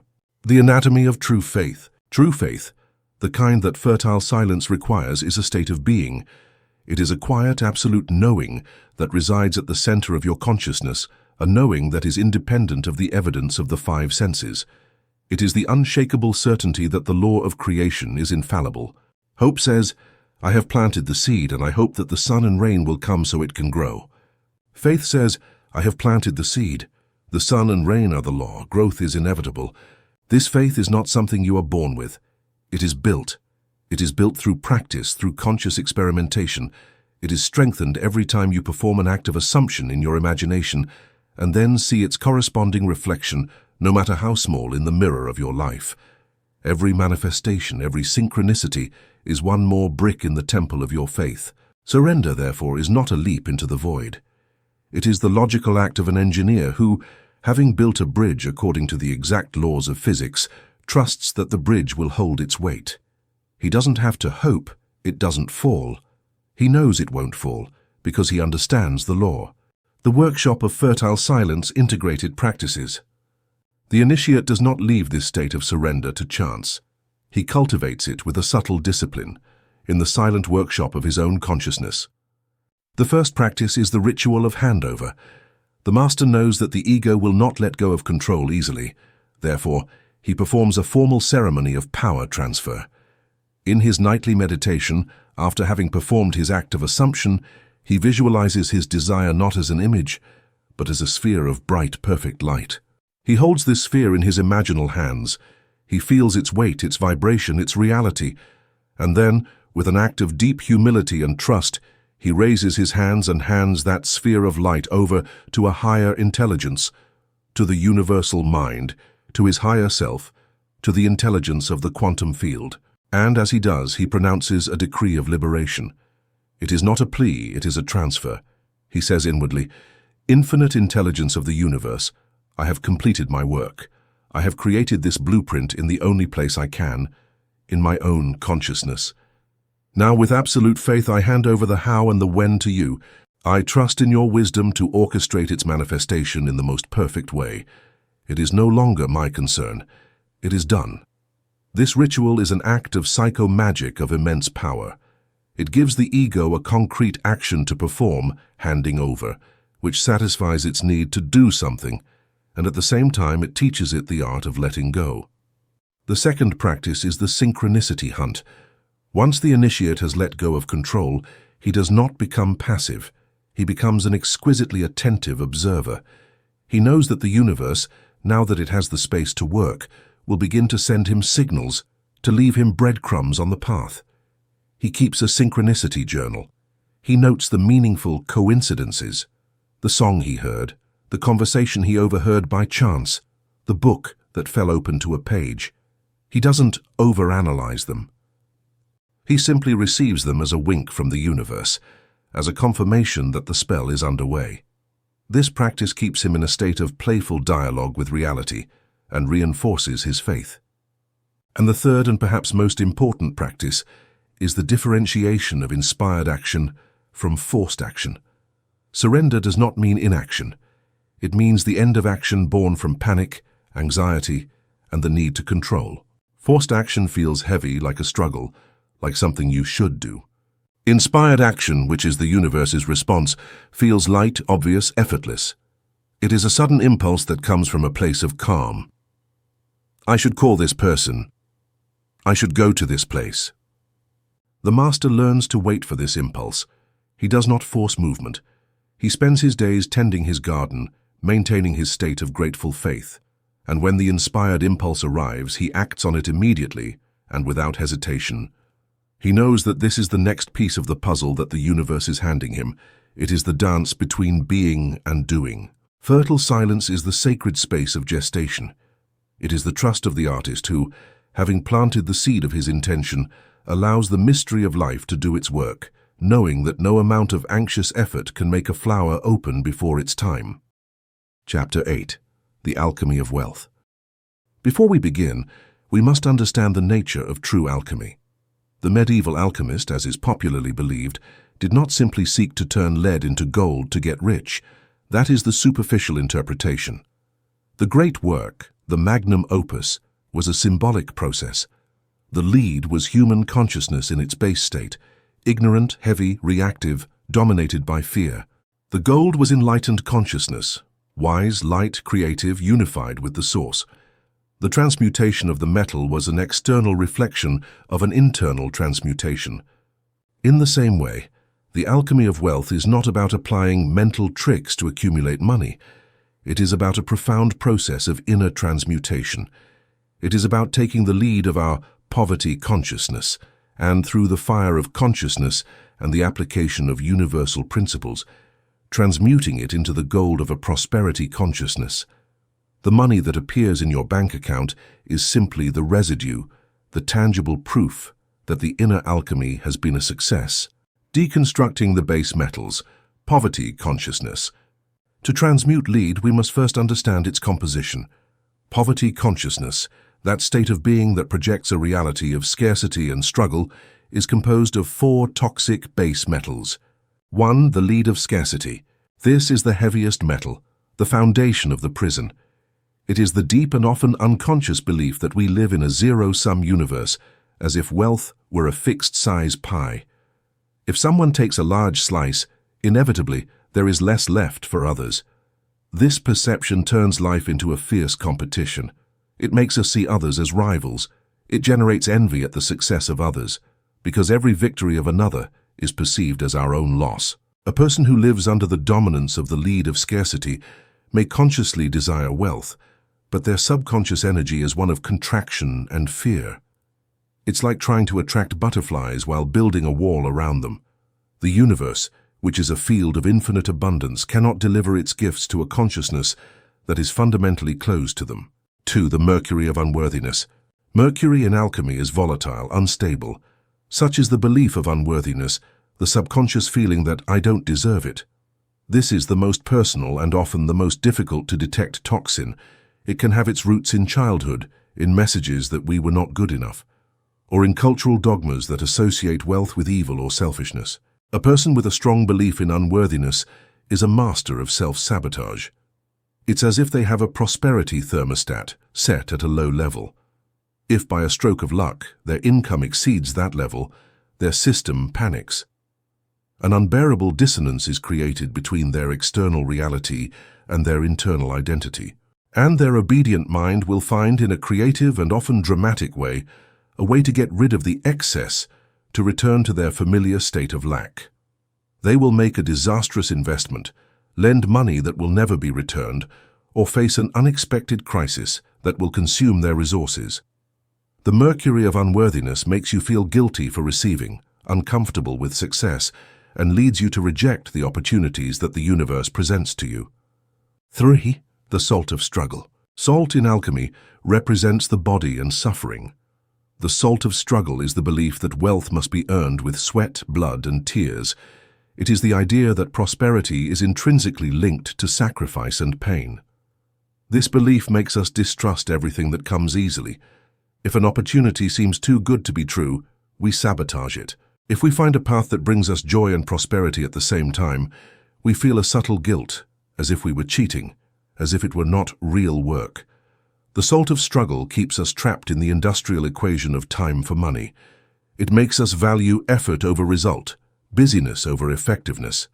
And it blinds us to the most elegant truth of the universe, that creation at its highest level is not an act of force, but of flow and alignment. 4. The shadow of fear. Finally, poverty consciousness is protected by 4 guardians, 4 fundamental fears that prevent our liberation. The fear of loss. The terror of having wealth and then losing it is, for many, worse than never having had it. This fear keeps us playing small, avoiding any risk. The fear of responsibility. The belief that having a lot of money brings overwhelming pressure and responsibilities that we will not be able to handle. The fear of judgment. The belief that if we become prosperous, people will envy us, criticize us, or reject us. The fear that our friends and family will see us as different. The fear of corruption. The belief that money is an evil force that will inevitably turn us into selfish, superficial, or unhappy people. These fears act as the 4 horsemen of the financial apocalypse, keeping our consciousness locked in the safe but miserable fortress of scarcity. The first glimpse of gold, prosperity consciousness. Alchemy is not just a process of purification, it is a process of transformation. The goal is not just to eliminate the lead, but to turn it into gold. And what is the gold of prosperity consciousness? It is a radically different perception of reality. The alchemist does not see wealth as an accumulation, but as a flow.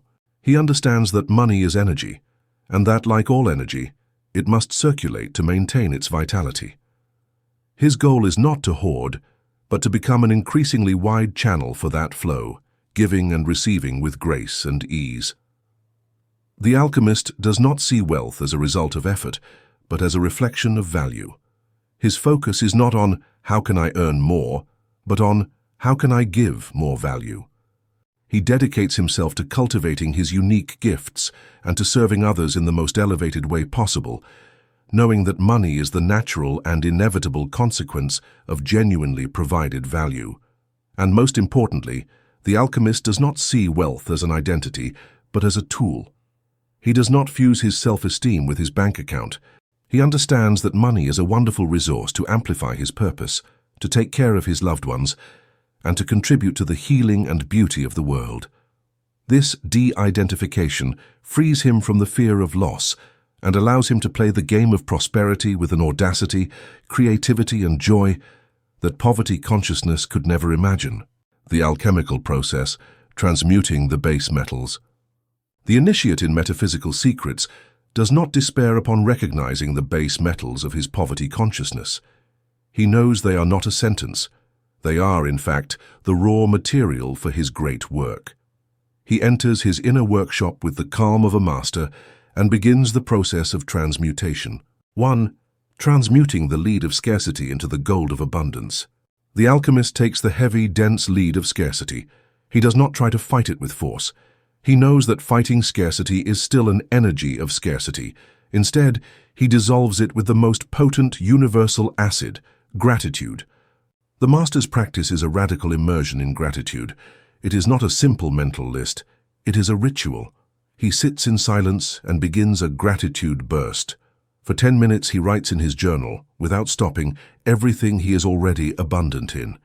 He starts with the obvious, the roof over his head, the food in his fridge, the air in his lungs.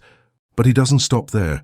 He gives thanks for friendship, for a happy memory, for the color of the sky, for the technology that allows him to listen to these words. He keeps writing until the logical mind surrenders and the heart opens. At that moment, a wave of warm emotion, the true vibration of gratitude, floods his being. He has stopped doing gratitude and has started being gratitude. The second practice for dissolving scarcity is the blessing protocol. The initiate knows that envy is the most powerful prayer for one's own lack. Therefore, he transmutes it. Every time he sees a manifestation of wealth in the world, a luxury car, a beautiful house, the success of a colleague, instead of allowing the contraction of envy, he performs a conscious act of blessing. Silently, he says, "I bless that abundance. May it multiply for the person who owns it. The universe is infinitely generous and there is more than enough for everyone. The success of another is proof of what is possible for me." This alchemical act transforms a poison into a vitamin. It turns a trigger of scarcity into an affirmation of abundance. 2. Transmuting the mercury of unworthiness into the silver of deservingness. The alchemist takes the volatile, unstable mercury of unworthiness. He knows that this belief of, "I don't deserve it," is the biggest energy leak in his system. To solidify it and transform it into the pure silver of deservingness, he uses the fire of self-knowledge and declaration. His practice is the archaeology of value. He takes his journal and becomes an archaeologist of his own genius. He asks himself the key questions. What did I love to do as a child, before the world told me what was valuable? What problem in the world outrages me and I feel I could solve? What skills come so naturally to me that I don't even consider them skills? At the intersection of these answers, he discovers the gold of his unique value, a value that does not depend on external validation. Once he has unearthed this value, he must declare it. The initiate uses the I Am decree as the tool to forge his new identity. He stands in front of the mirror and, looking into his own eyes, declares, "I am worthy of all abundance. I am deserving of receiving the best of life. My worth is intrinsic and non-negotiable." He repeats it until he feels the truth of these words resonating in his body, solidifying the mercury of doubt into the shiny silver of certainty. 3. Transmuting the salt of struggle into the copper of flow. The alchemist takes the bitter salt of struggle. He knows that the belief in sacrifice is an anchor that keeps him tied to a sea of effort. To transmute it, he heats it with the flame of passion until it sublimates, changing from a solid, heavy state to a light vapor of joyful flow. His practice is alignment with genius. The initiate, having discovered his unique value, makes the radical decision to reorient his life around it. He stops asking himself, "Where can I make more money?" and starts asking himself, "Where can I give more value in a way that fills me with joy?" He begins to practice linguistic alchemy. He consciously replaces the word work with words like creation, service, or play. Today, I'm going to my studio to play with new ideas. Today, I have the opportunity to serve my clients. This change of language completely reframes the energy of his professional activity, transforming it from a burden into a privilege. 4. Transmuting the shadow of fear into the iron of faith. Finally, the alchemist faces the shadow of fear. He does not run from it.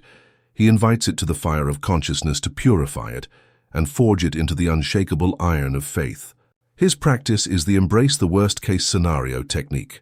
It is a technique of immense courage.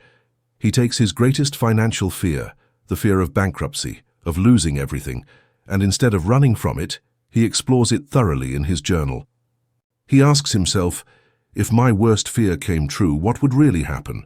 Would I die? No, what would I do? How would I recover? What lessons would I learn from that experience?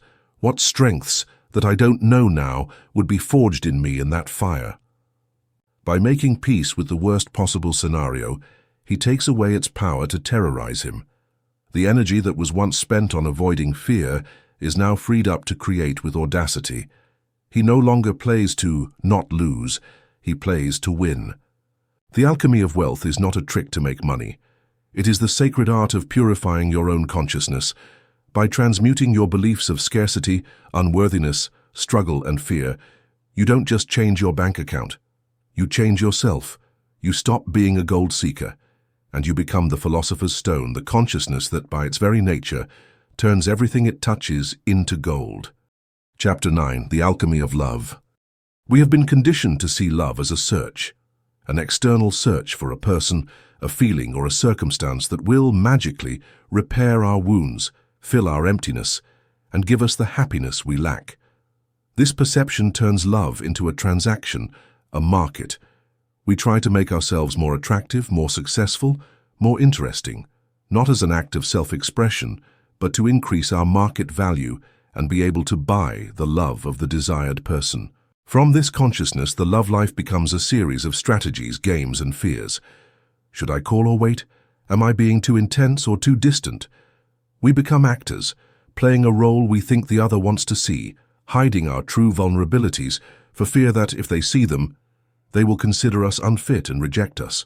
And when we finally get the relationship, the energy of lack does not disappear. It transforms. The search turns into fear of loss. Love becomes a source of anxiety, jealousy, and control. We spend the relationship trying to manage and manipulate the other, to continue filling our emptiness, to continue validating our fragile identity. Inevitably, the relationship collapses under the weight of this impossible demand. The forbidden secret, the alchemical truth about love is this: true, lasting love is not something you find. It is something you become. It is not something you get from another. It is something that radiates from your own being. The alchemy of love is not the art of finding the perfect person. It is the art of becoming the perfect person for yourself, deconstructing the base metals of love. Your love life, like your financial life, is a mirror. It reflects with relentless precision the state of your own consciousness. If your relationships are a recurring pattern of conflict, betrayal, or loneliness, it's not bad luck. It's because you are projecting that movie from an inner projector loaded with the base metals of an unhealed love consciousness. 1. The lead of unworthiness. This is the foundation of all suffering in love. It is the deep and often unconscious root belief that I am not worthy of love.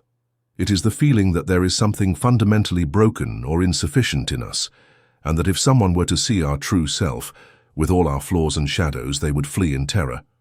This belief is a magnet for relationships that validate it.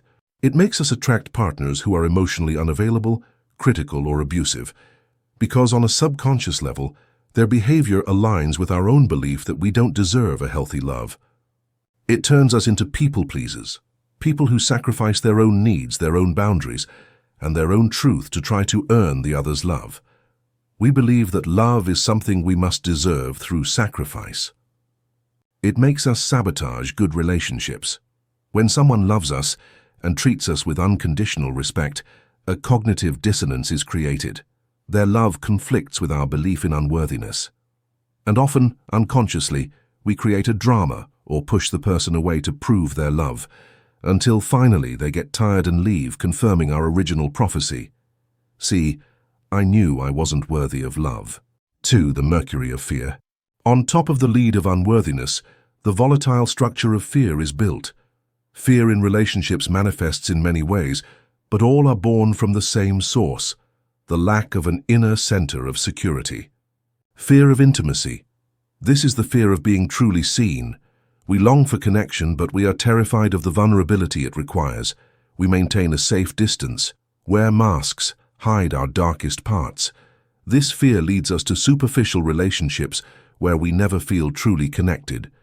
Fear of abandonment. This is the terror of being left.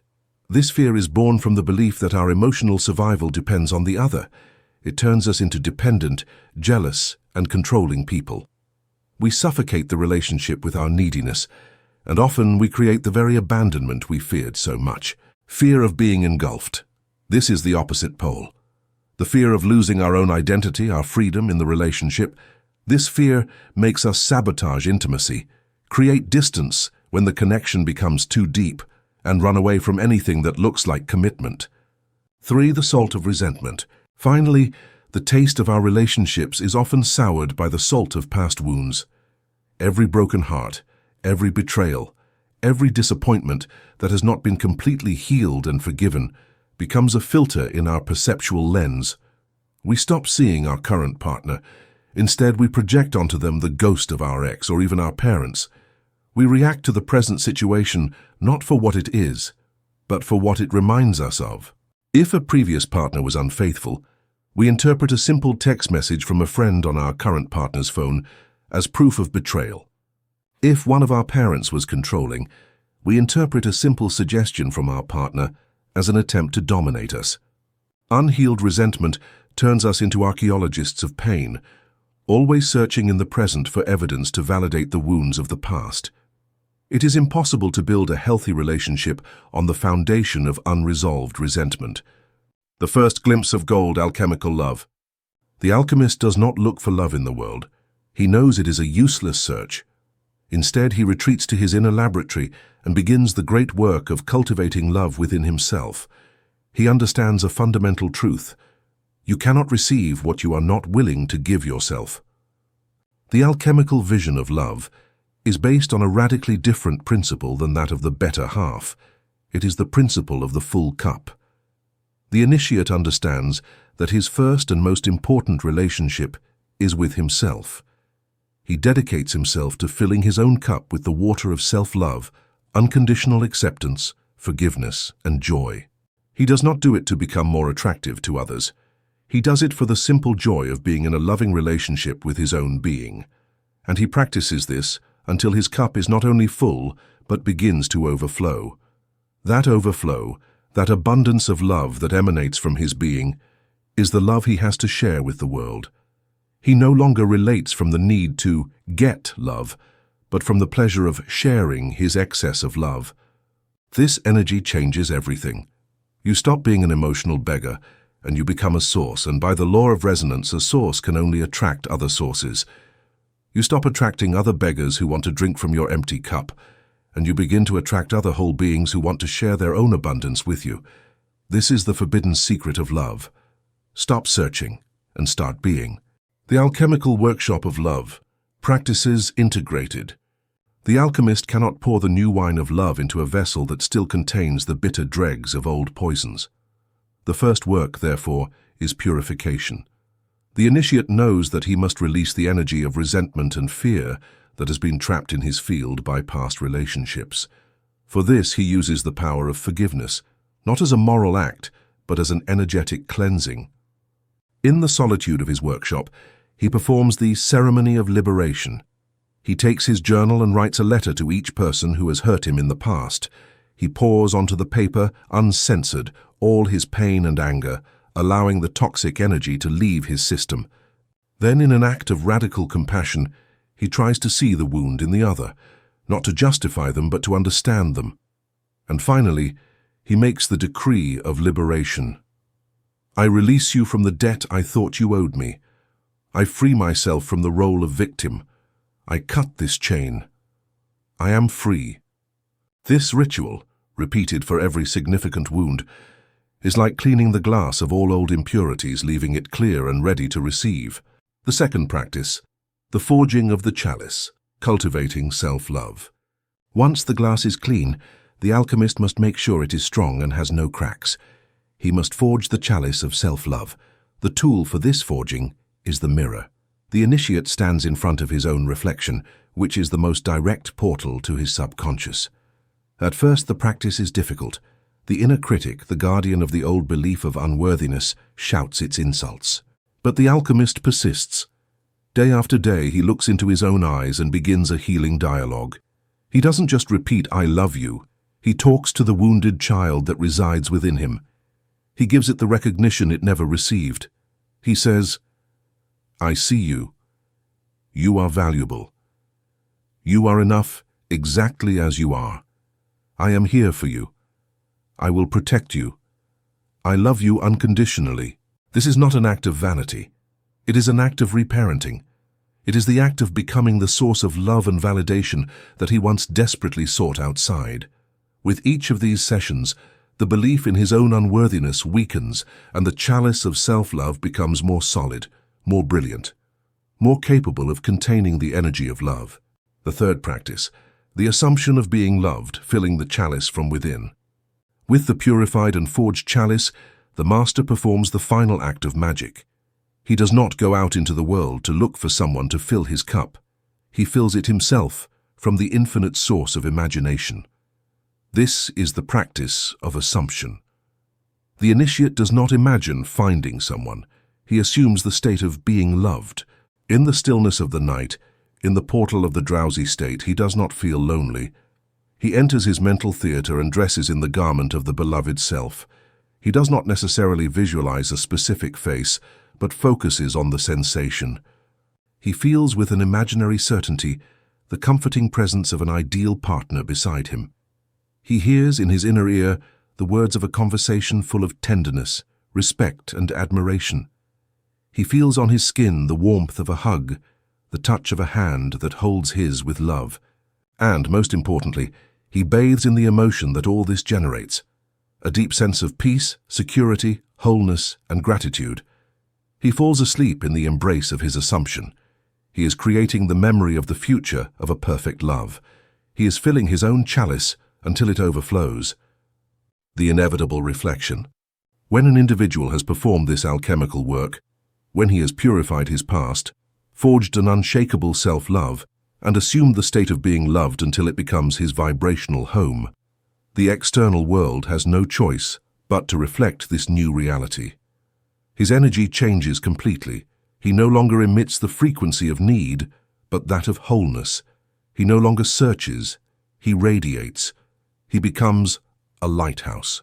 And the ships that sail on that same frequency of self-love, respect, and wholeness are drawn to his light naturally, effortlessly, without struggle. The alchemy of love is not the art of finding the perfect partner. It is the art of becoming the perfect partner for yourself. It is the process of transmuting the lead of your own unworthiness into the radiant gold of self-love. When your chalice is full, it ceases to matter whether someone comes to drink from it, and it is in that precise moment of non-need, of sovereign wholeness, when the mirror of the universe has no choice but to reflect a love that corresponds to yours, a love that is complete, free, and true. Chapter 10. The Alchemy of Reality Itself. In this state of mastery, the focus changes. The initiate is no longer primarily concerned with manifesting things, more money, a new house, a relationship. Those are the games of the apprentice. The master alchemist has reached a deeper understanding. His goal is no longer to use the laws to decorate his life. His goal is to become such a pure expression of the laws that his life, naturally and effortlessly, becomes a work of art. Manifestation ceases to be a goal and becomes a byproduct, the inevitable echo of his own harmonious vibration. To reach this state of grace, the initiate must fully integrate three final realizations, three truths that dissolve the last layers of the illusion of separation and struggle. The first realization, non-separation, my desire and I are one. The first and deepest of these realizations is the dissolution of the gap between the creator and the created. In the lower levels of consciousness, we see our desire as something out there, something external that we must attract, get, or chase. There is an I here and a desire there, and as long as this perception of separation exists, the struggle will exist. The master alchemist, through the practice of assumption, arrives at a much more intimate truth. He understands that he cannot attract his desire, he must become it. He does not attract wealth, he becomes the consciousness of wealth. He does not attract love, he becomes the embodiment of love. He does not attract health, he becomes the vibration of health. He understands the secret that Neville Goddard taught: there are no two. My Father, consciousness, and I are one, and my Father is greater than I. The personal I is not separate from the quality it desires. The desire is a facet of universal consciousness that seeks to express itself through him. From this perspective, the act of manifestation becomes an act of recognition, not of acquisition. The master does not try to get abundance. He relaxes into the feeling of abundance that already exists as a potentiality within him, and allows that inner quality to express itself outward and be reflected in the mirror of the world. The practice here is subtle. The initiate stops visualizing his desire as an external object. In his meditation, he does not see himself getting the $1 million.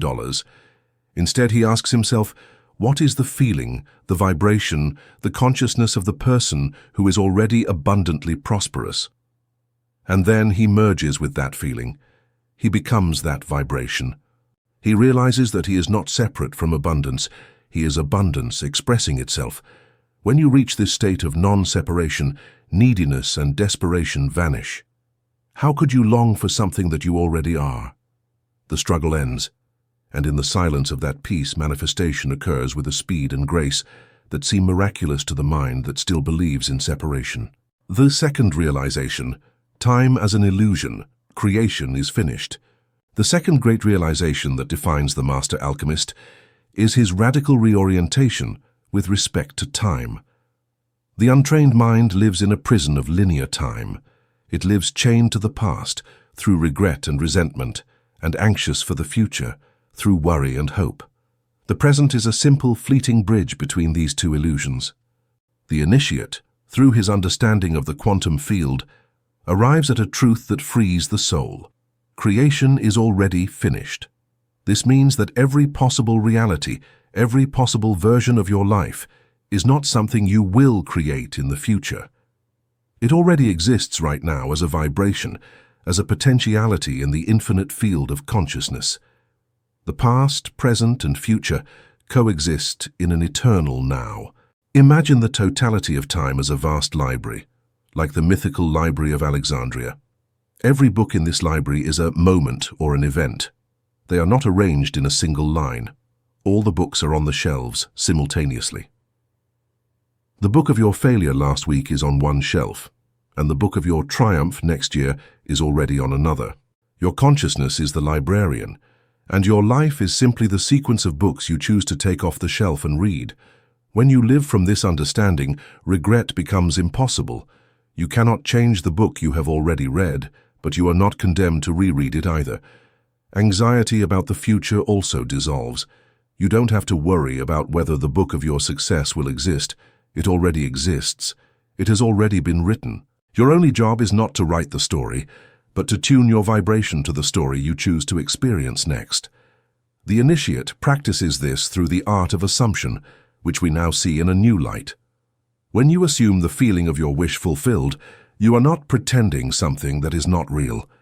You are, in the most literal sense, using your consciousness to take the book of your desired future off the shelf and start reading it in the now. You are changing your vibrational frequency to correspond to that of that pre-existing reality, thus attracting it into your three-dimensional experience. Living with the awareness that creation is finished anchors you in a state of deep peace. You stop fighting against time, you stop being in a hurry, and you understand that your only point of power, the only moment in which you can choose a new book from the library, is this eternal present moment. The third realization, the self as the operating power. I am the power. And here we come to the final realization, the one that unites all the others. It is the recognition that the power that creates worlds is not an external law that you use. It is not a force of the universe to which you ask for favors. The operating power, the first cause, the only creator, is your own magnificent consciousness, your I am. In the lower levels, we externalize power. We believe in luck, in destiny, in the economy, in others, in a God that is outside of us. The initiate, as he ascends, gradually reclaims these projections. First, he realizes that his thoughts create his reality. Then he realizes that his beliefs create his thoughts. Then he realizes that his state of being creates his beliefs. And in this final stage, he realizes that his pure consciousness, his I am, is the source of his state of being. He realizes that there is no power outside of his own consciousness. He is the power. This is the true interpretation of the great mystical teachings. The kingdom of heaven is within you. My Father and I are one. These are not declarations of a special historical figure. They are declarations about the true nature of your own identity. The initiate who has embodied this truth stops being a seeker of techniques. The techniques, visualization, affirmations, rituals, are wonderful tools for the apprentice.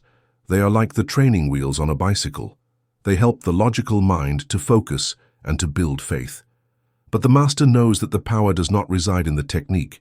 It resides in the consciousness that uses the technique. His practice becomes incredibly simple. He no longer needs complex rituals. His entire life becomes a ritual. His most powerful decree is the silence of his own faith.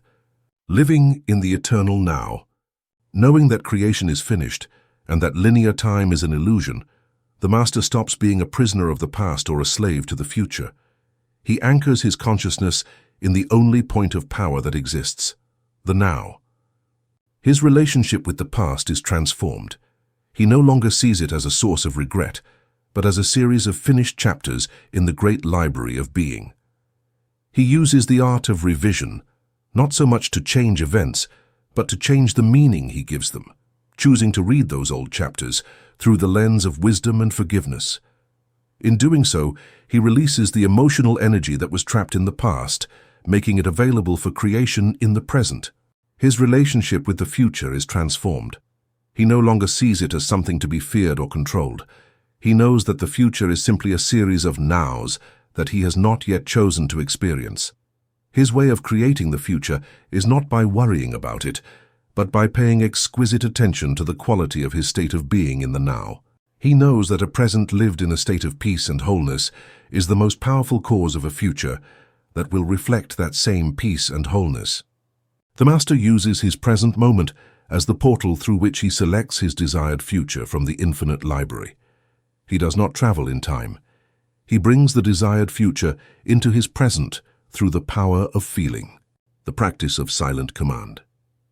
Having recognized his own consciousness as the only operating power, the Master stops depending on external techniques. His creation becomes silent, internal, and effortless. Rituals and spoken affirmations are wonderful tools for the apprentice because they help focus the conscious mind and convince the ego. But the Master has transcended the need to be convinced. He no longer needs to shout commands at the universe.